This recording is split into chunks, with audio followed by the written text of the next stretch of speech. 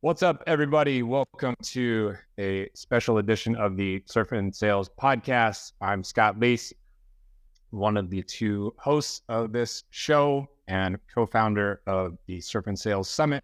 We've got a couple tickets left. Join us in Costa Rica, learn about sales, leadership, entrepreneurship, and much, much more. November 27th to December 1st. Check it out on surfandsales.com.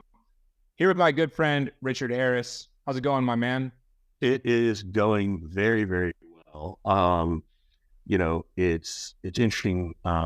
We are recording this episode early for July. So if you're listening to this in July, we recorded this a little early because we're both on vacation. We were thinking that if we could try to do an episode while Scott's in Europe and I'm in Africa, that'd be cool. But then it interrupts our vacation and family time, and we just logistics. Where in Africa are you going, Richard? We are going to Uganda to see gorillas and track with gorillas and do a little investigation of the Ebola virus. Make sure, just kidding, doing that part.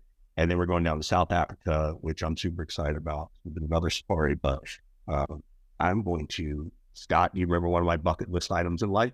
Yeah, are you going to do the great white shark cage? Yes, I'm going to do the great white shark. Oh my God. Listen, so everybody's main takeaway here, I will be interviewing for a new co-host in early August after Richard has an unfortunate shark cage incident in South Africa. I can't believe you'd even put that out there. I can't believe it. But it's the reverse curse. It's the reverse curse. We're joined here today by our friend Austen Schaefer.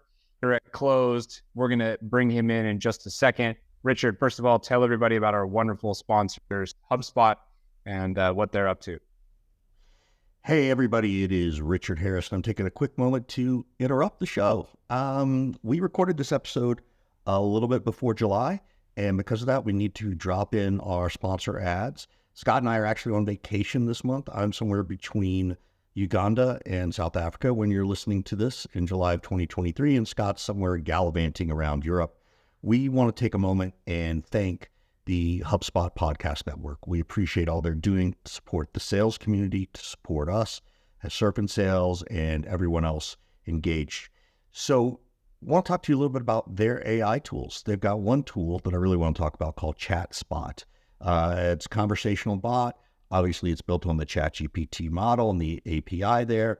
And whether you want to pull metrics on the fly, write a quick report referencing data, or drafting ideas for an email or anything else, ChatSpot can help you do it.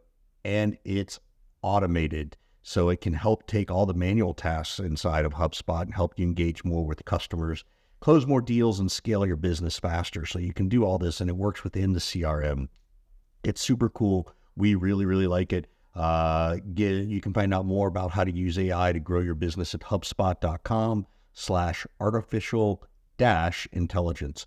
HubSpot.com/artificial-intelligence. And now back to the show. All right. Welcome to the show, Austen. How's it going, man? Good, gentlemen. Thanks for having me on. Yeah. Glad you can make it. Tell everybody a little bit about what you do over at Closed and what Closed is, so they have context for your experience. Sure. Happy to jump in. First and foremost, I'm jealous of these vacations the both of you are going on. No fun vacations coming up from my side, but excited to hear about these. Obviously, this will be posted a little bit late. A little bit of an introduction to myself. I was listening to a few podcasts that the both of you have done before jumping on this morning. And Richard, I think as I look at my career, you and I, our careers and backgrounds a little bit comparable to each other. You shared your experience starting in Gap. I started in retail early on in my career as well. And then my first introduction to sales was actually as well. I almost got fired at not working at Gap. I was working at Vans, the shoe store here in Salt Lake City, and decided this was not for me. So Austin, we have more in common than you know, because when I first started at Gap in college, when I was trying to make it my career, I did get fired. So we do have, and I got rehired. I had to grind it to get it back, but We do have that. What did you do to get fired at Vans? Our manager, it was during the winter time. I'm here in Salt Lake City, and so if you've ever been to Salt Lake City, you know that we claim to have the best snow on earth. And I'm probably biased. I think we do have some of the best snow on earth, but this was, I took a snowboarding trip with some friends, and apparently I was posted to work some of those days. I had no idea that I was supposed to work some of those days. So I didn't show up for these shifts, and I went back in the snowboard trip and learned that my position was eliminated. So that was the story. That was the quick firing story. Did you get rehired, or were they like, get the heck out of here? I wasn't as lucrative as you were. They didn't like me as much as Gab liked you. No, that was the end of it. I left the band and frankly never looked back. Well, I hope they're not listening to this podcast. Will you wear their shoes? My wife wishes that I would wear their shoes. She loves them. She's from San Clemente, California. So talking about surfing, one of the best places to surf on the West Coast, and everybody there wears Vans, but for some reason I'm more of like a Nike and On Running. It's a new shoe brand that I thoroughly enjoy. So he's boycotting Vans, Richard. Yeah, I was waiting for him to say he likes the Sperry boat shoes or something like that.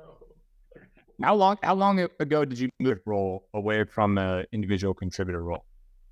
Really recent. So at the beginning of this year, frankly, had a little bit of exposure to leadership before formally making the jump. Here at Close, we do have like a transitioning period from an individual contributor into like a pod lead, so to speak, where you're mentoring, player coaching reps. And then when you make the formal transition into its team lead, you're doing a little bit more of that, but with a larger pool of reps. So at the beginning of this year is when I started. It's been an incredible transition. It's been fun, a lot of learning, a lot of exciting things happening. But yeah, that's when I formally had the opportunity, was beginning of this year. What was the first thing where you were like, oh shit, they didn't tell me that was going to happen when you became a leader? The first thing,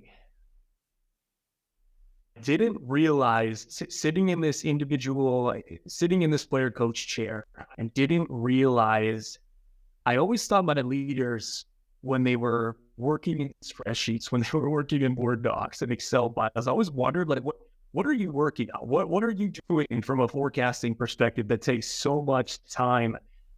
And I didn't really understand the nuances and how much was actually involved with running the business from a leadership perspective, and how much involvement and responsibility that you have to report well to the business, to forecast well, to be accurate in that forecast. And so that's one of the things that's been most fun in this transition that I wasn't as well prepared for as I thought I was.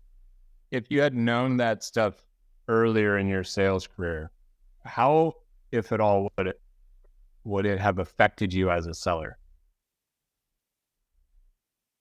I don't know that it would. As a seller, naturally, my tendencies, I lean to like working with individuals, love opportunities to coach and train and enable. I've been lucky to have a somewhat successful career in my short stint in tech. And luckily here at Close as well. So when I started at Close, I started as an individual contributor, had some exposure to some of the things that the business requires from the leadership perspective. But I don't know, Scott, that it would have changed much. I love that. I mean, I love this transition period.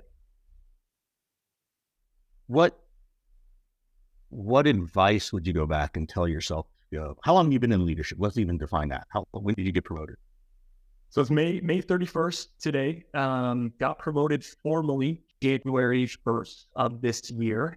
But it was about middle of last year that I started doing as a little pod lead type of transition. So formally, Richard, 6 months. So what did you do? Because I think this is the part. People don't know how they get promoted, right? Sometimes they think it's a tenure base, or by work harder, or and doing, maybe, I don't know if you did the interview, help with interviewing and onboarding, but what did you do to let your managers know you wanted to be promoted? Because I think that's the piece that people forget they have to do. Yeah. I think the piece of letting your manager know that you want to be promoted, consistent communication in one-on-ones, consistent career planning sessions. And what did you ask? Yeah. So you go in and you tell Scott, hey, Scott, I think I'd like to move into management, and I know Scott well enough to know they'd be like, great, he doesn't have it written out, but here's your playbook. Here's the things you should be doing. Questions did you ask after you said that, right? Or did your leader really take you under their wing and say, okay, great, here are the 5 things you need to know? Or did you have to start asking, like, I really want to give people that, well, what should I do once I even tell them that I want to be a manager? And where did you get them? I think it starts well before that conversation, if you will, Richard. I think that there are multiple different, over the stint of your career, times and opportunities for you to prove yourself as an individual contributor before there's this one conversation for you to be introduced to leadership. And I'll explain what I mean by that particularly. When I think about my career, any successful individual contributor is lying to you if they didn't have really strong mentors, really strong individuals that helped them get to where they were. But the thing that I always thought about in these question asking sessions was, what is my manager thinking of? What is my direct leader that I report to? What are they concerned with? What are they thinking about? What's top of mind for them?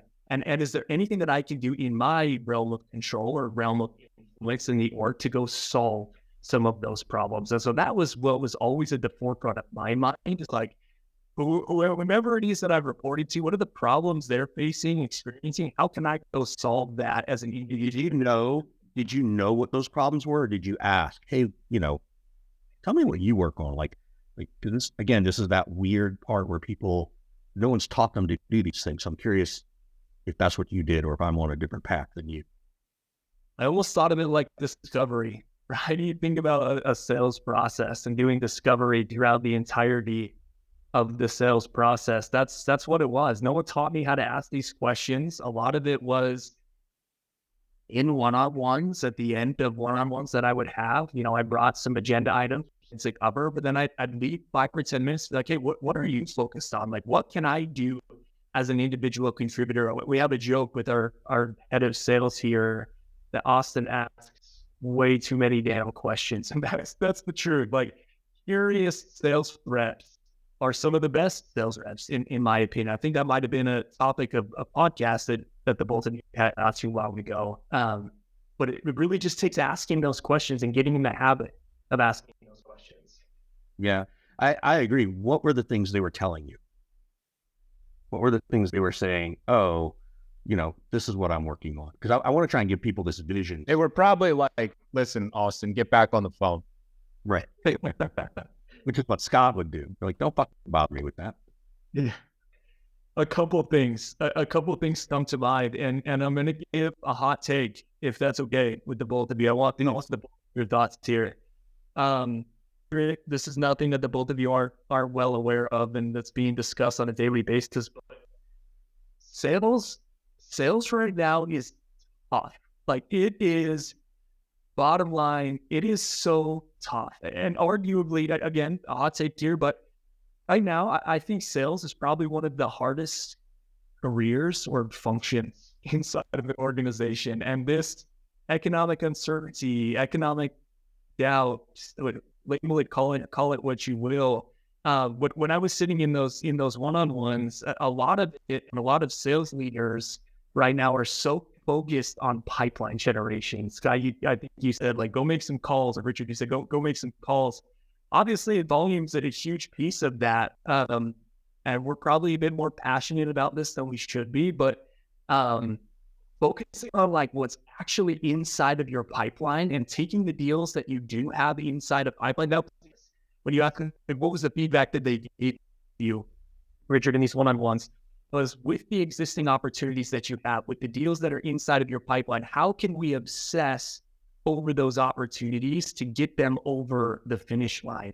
And frankly, I think there's so much focus right now with the economic uncertainty of just dumping leads, get top of funnel, like get deals into pipeline that maybe there's not as much focus into the deals that we have, and to get obsessing over them, getting them over the finish line. Yeah. I think that everybody is sort of expecting to have this massive pipeline, and then everybody's going to suddenly purchase in 2024 or 2025, and we're going to finally bear the fruit of all this hard work. It's going to be like the airline industry. I don't know if that's going to happen. It's a really good point. Spending more time inside of the deals that you're working, and have belief that you can still get something done, right? How are you pushing your team right now to do just that, to get deals done? There's more and more chatter. Make sure you're multi-threaded. Make sure you're talking X's and O's, and prepared to have conversations with the CFO and stuff like that. Is there any outside the box tactic that's been working for you and your team, or anything at all that's been working, I guess, that you can pass on? Yeah, a couple thoughts come to mind. I mentioned that we're based out of Salt Lake City, Utah. That means I'm a big University of Utah football fan. I'd be controversial. Some listeners might think we're as crappy as a team as sometimes we are year over year. But head coach Kyle Whittingham. Kyle Whittingham has been a longtime head coach of the University of Utah, and he talks about details. He is so detail obsessed with his team and with his players. And Scott, when you say out of box, I don't know if I have an incredibly out of box example or answer for you, but too common. I feel like sales reps don't obsess over details, and anyone that's on my team knows that I'm a bit OCD and a bit obsessive. Sorry, I think a lot of salespeople are terrible with details in general. So this is like a really difficult thing for a lot of sellers.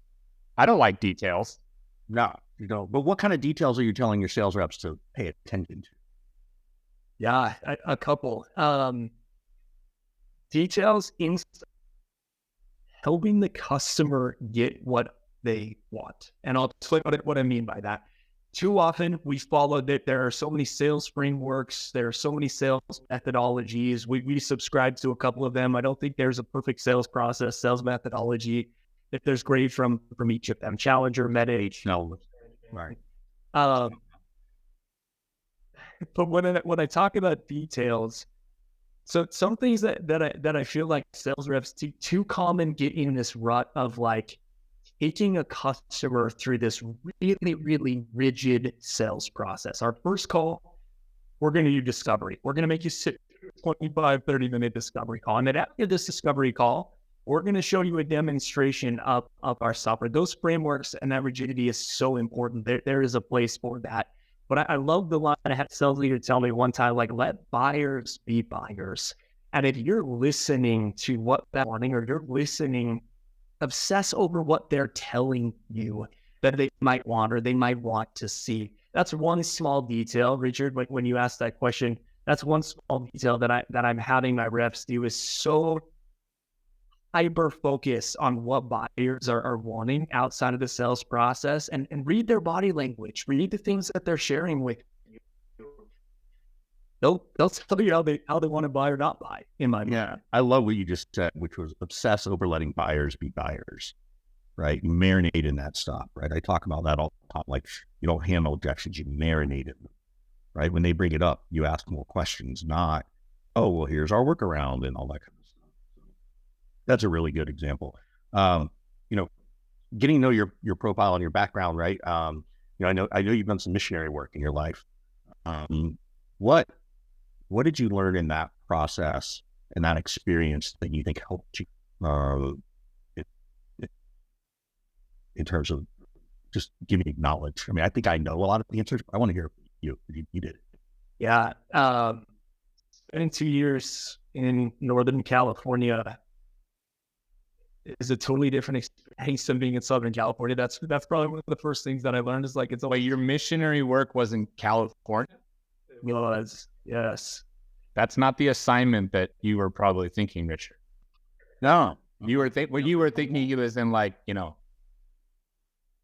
Bosnia, Herzegovina, some African, Southeast Asia country. Right. What were you doing? Just out of curiosity. Yeah. So I was serving a 2-year church service mission. And particularly for the church, what that consists of is proselyting, a ton of service opportunities, and a lot of, frankly, work in that process, to the point that you were making. So you guys mentioned these vacations are going on soon here, Europe and Africa. These are the places that you think you're going to get sent potentially as a church service missionary. And I had a lot of friends, a lot of close friends that got sent to places like Fiji and Argentina. It's sort of like getting assigned a bad territory in sales. That's the first thing you learn. Yeah. And there's nothing you can do about it, right? So what did you learn from this, right? So just whether it was the work itself or even the managing I mean, I know you're happy with the work you did, and I know that it's for a very good cause and the greater, but maybe there was some disappointment and sadness there. And did it help you learn to sell? 150%. So many learning lessons out there, learning to sell. And I'll explain when you say what was the biggest thing that I learned. Systems.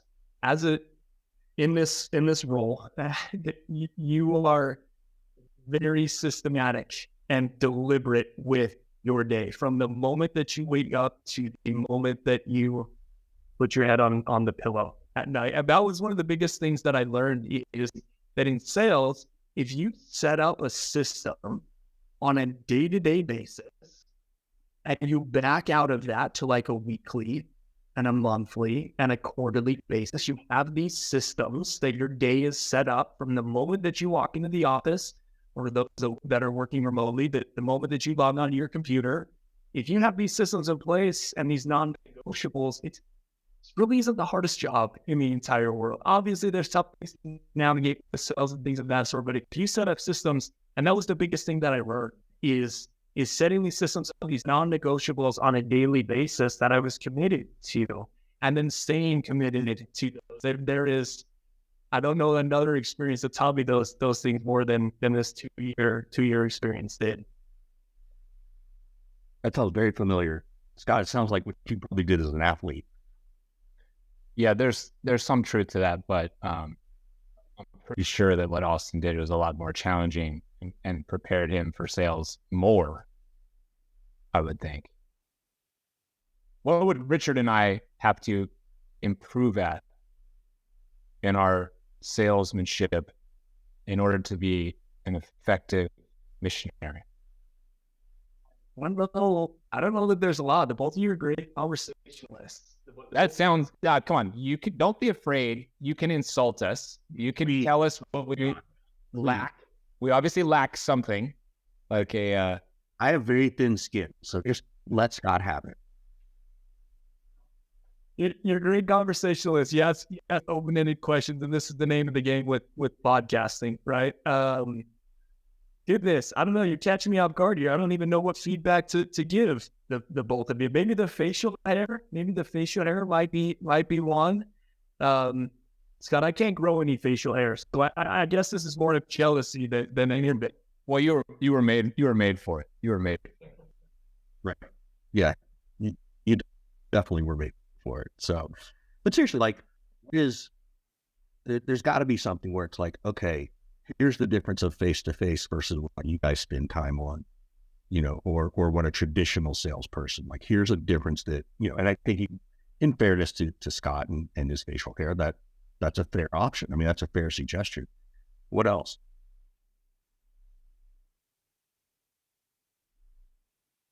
Selling over Zoom, meeting with people over Zoom was a transition for me. Prior to getting into tech, I was actually in baking. So, Richard, after I was in retail, I got into baking, eventually got into tech. But baking was a good transition for me, where you were meeting with customers and with individuals on a frequent basis, face to face. And so when I had to have my first sales call over a Zoom call, I thought it was so odd. Like I thought it was so weird that we weren't going and visiting this potential customer, that we weren't doing this face to face. And frankly, when I first got into tech, one of the most underutilized things is your camera, turning your camera on. I'm always coaching my reps, telling them they need to have their camera on in any type of call. Like it's so good to get that face-to-face interaction as much as you can over a Zoom call, right? But we weren't using our video when I was back at the first company that I started at in the tech space. We were just using that and running demos, having someone log on to a Zoom call, and we weren't using video. So I don't know if this answers your question well, Richard, but I think the face-to-face, people seeing who you are, seeing your reactions, your facial expressions, your tonality, like that's so important in selling, because at the end of the day, people are people, man. People want to buy from people. They don't want to buy from robots. I know it sounds so basic, but there's a reason why some of the top reps you read about on LinkedIn, or you read these thought leadership individuals, they talk about having your camera on while you're selling. It's important in my mind. Yeah, they don't want to buy from robots, but we want robots to do all the selling for us. Right. This is confusing to me. What does not compute. Does not compute. With AI, I don't get it. I don't understand it. We'll pause here. Richard can take us home. We've got a from the HubSpot group. Richard, tell everybody what's going on. All right. I have not yet escaped a lion, even though that's where I am in Africa. I could also be with gorillas. I could also be diving with sharks, depending on when you listen to this episode in July of 2023.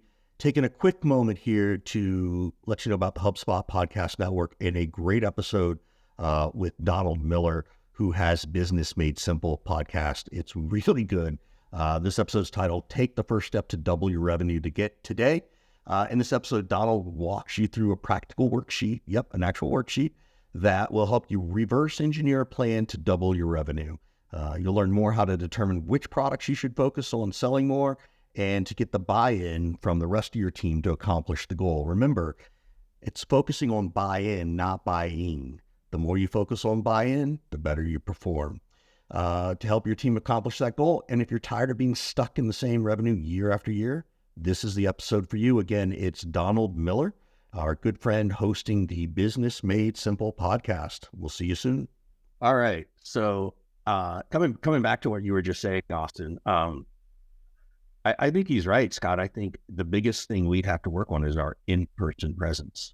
Not just physical, but, just eye contact. And, it's a little easier to be allowed to be distracted on Zoom calls than it is if you're in person, right? You can't go slide over and check your LinkedIn like I know Scott Leese is probably doing right now.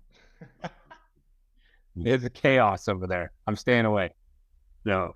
So I actually think that was a really good piece in my mind.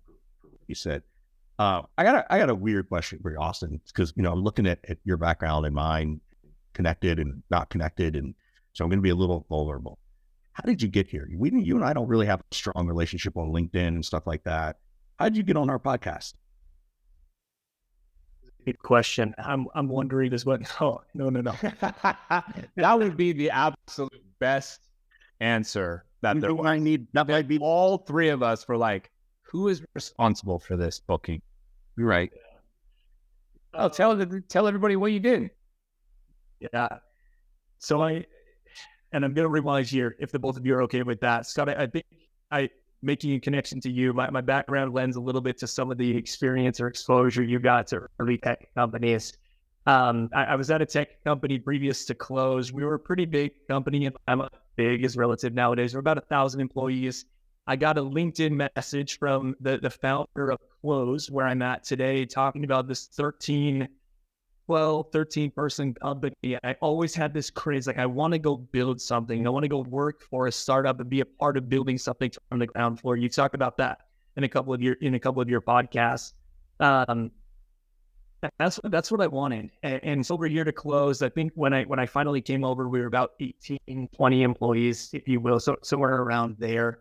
when I got here, one of the things that I focused on was getting to know every single individual inside of the organization. And that is not hard to do at a small company. That's not hard to do when you're in a 1,000, I don't even know how many square feet in the office. We were speaking in a 1,000 square foot office. But Richard, what I did was tried to get to know every single individual at the company, and not only get to know them, but develop a relationship with them.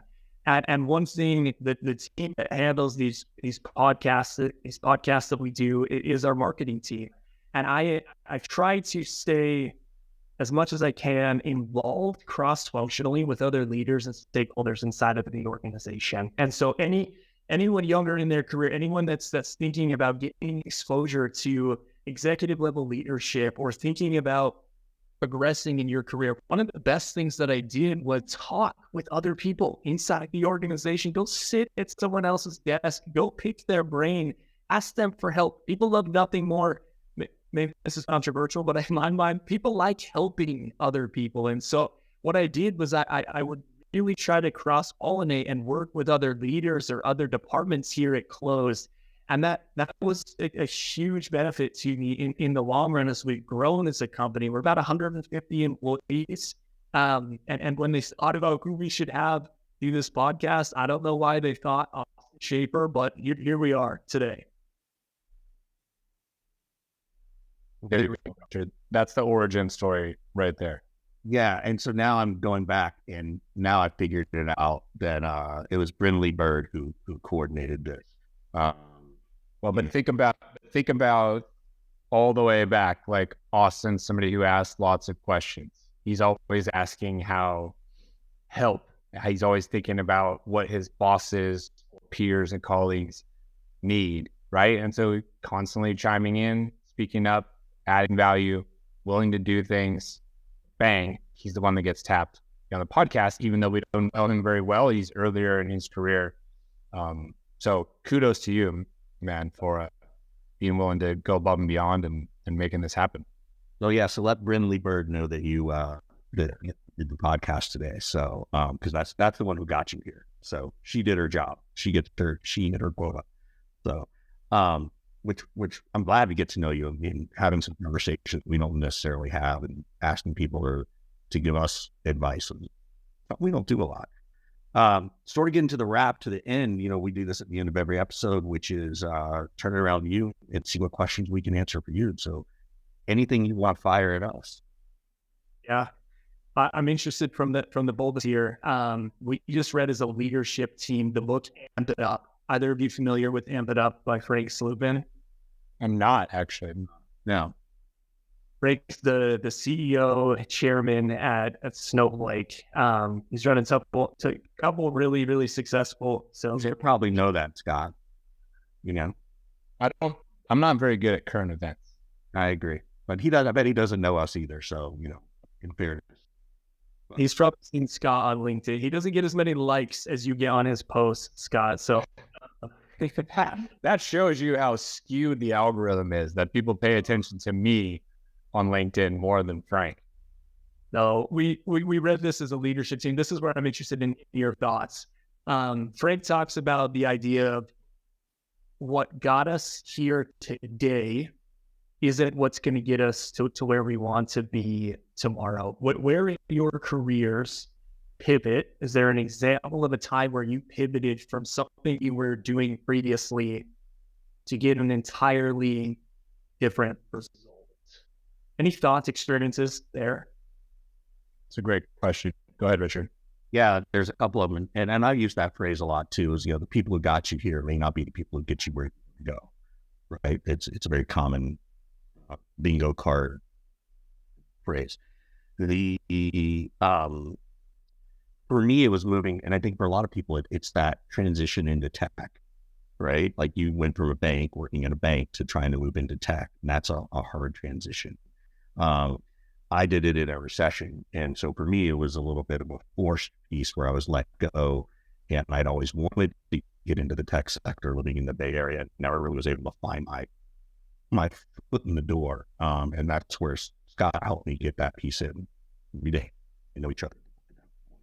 So I think that was that piece. And then the other piece is far more personal, which was, what I've learned in my therapy is, as a younger person in my 20s, I was not curious. I was a know-it-all. And that part of my ego still sticks its head out on a very regular basis. And I've gotten better at controlling it and managing it and coping with it, and have become much more of a curiosity person. And I think that's the biggest piece, is that moment you stop thinking you know it all, and you start asking yourself more things about yourself. That's where your best success is going to come from. So those are my two thoughts based on that question. Good question. Well, I can think back 20 years ago, and I had sort of maxed out how many times I could actually pick up the phone in a day. And I started emailing people, which 20 years ago was slightly revolutionary. I figured out a way to kind of email people at a larger scale and created a little system. I didn't know, and it certainly wasn't polished, but it was my own version of a sequence looking back on it. So that was one, just sort of recognizing that one channel, I kind of maxed it out. I got to try something else if I want to do more. Certainly, I was running a couple teams in distributed offices all around the country at one point. I've been flipping from being a sales leader in that kind of environment to running a team of 150 all under one roof. That was a different exercise. And then, I had spent the first year in more kind of transactional sales environments, fast sales cycle, lower ASPs and whatnot. And the latter half of my career, I've moved way up market. So, adjusting the mentality and the way that you pitch, based on who your persona is and the size of these deals and the complexity of these deals, just recognizing that the way I was doing things before wasn't going to get it done, and I had to adjust. And frankly, starting to think that way right now in terms of my consulting business even. And a lot of the ways that sales teams in general have gone to market over the last 20 something years, they're not working as good anymore. And so what happens next, right? And I've been talking a lot about that recently and kind of what I think where we're headed. So a few, and honestly, I feel like we're kind of in one of those times right now again, where what worked for me before might not work as well anymore, and I might need to adapt and adjust. Sure. Can I piggyback off of that, Scott? Is that okay? Yeah, go ahead, man. And this is a concept that we're probably a bit more biased on. But when you talk about sales teams and their go-to-market motion not working the same way today that it did, 5, 10, 15 years ago or what have you, this is the entirety of what we live, eat, sleep, breathe here at Close. We're a broken loss solution. Think of this as like when you were running sales teams of 150 plus sales reps. It's really, really hard to understand, like, amongst those 150 sales reps, why each of those sales reps are losing sales opportunities. And there's nuances to that. The conditions change, markets change, competitors change so frequently. And so we help companies understand why they win and lose deals. That's a total side plug. But I think about back in 2017, June of 2017, in my opinion, one of the most exciting happenings in the world of sports, a little bit closer to just your neck of the woods, Richard, in California.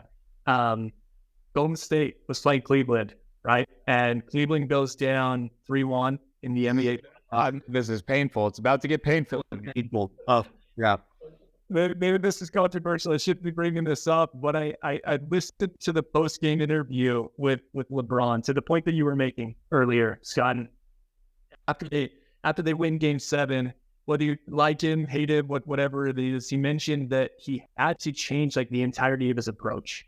He said in the first 2 games, he called it out. He's like, I sucked. I had to watch a lot of game film, detail it out, change the blueprint. And I think a lot of companies right now are nervous to change their blueprint. They're nervous to change what they're doing. And so a shameless plug, your sales leader listening to this, wondering what can we go change, what can we go improve upon as a company. This is what we're able to help with and offer here at Close. So I think you're absolutely right. Go-to-market functions that have changed a lot over the years, and what worked previously might not be what works tomorrow, right? Yeah, I think all fair. I think that's really, really good. So I think it's important to remember that it's always been that way. Feels new and revolutionary for us just because we're living it right now. But, if you rewind the tape 100 years, something new came along, killed off the other thing, right? No. There's a famous song, Google this. The lyric is,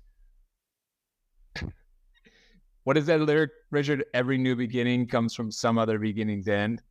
right. That's your era 90s pop rock lyrics for you, Richard, right there. Fine.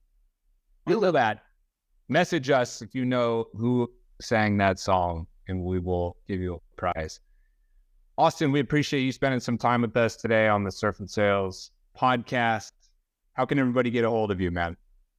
Yeah, LinkedIn is great. So I follow you, Richard. Unfortunately, we aren't connected on LinkedIn.